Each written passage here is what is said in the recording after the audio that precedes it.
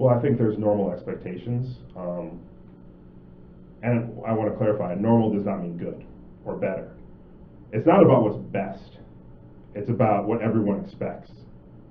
And so even if what you're doing is better, because it's forcing them to think or forcing them to engage in activities, it's construed as a negative because it's just making them expend more energy.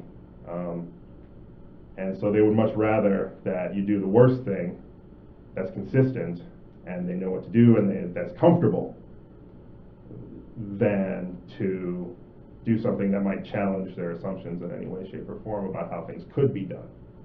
Figuring out how to adapt, not to the extremes, like they're not extreme like in the sense of like, like bad. It's just like everything you think about is just on the human spectrum, let's say this is the curve, like the people over in this 10%. This is that for most people to figure out how to adjust to being able to deal with that group is just so exhausting because it's the sort of thing where most people just aren't going to have to deal with it.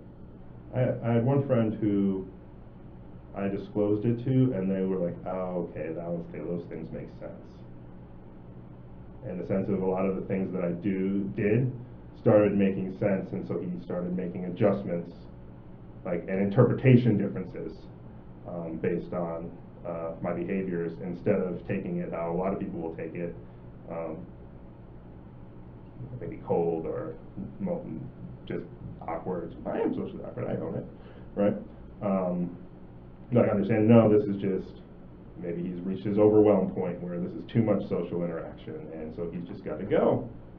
Or this is too much social interaction, he's starting to get tired because he has to make all of his expressions. They're not very automatic. I have to make all of my facial expressions. It's not that they're not genuine, but they don't like automatically transmit to my face.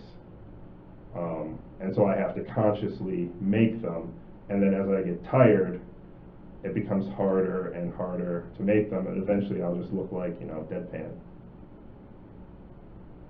And I might be like, man, this is fun, I'm having a great time, but like my face will just be like this.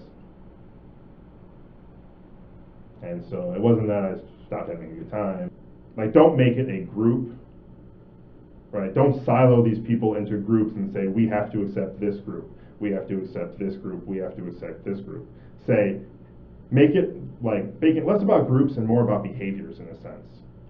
Like, hey, these behaviors maybe not even assign to something.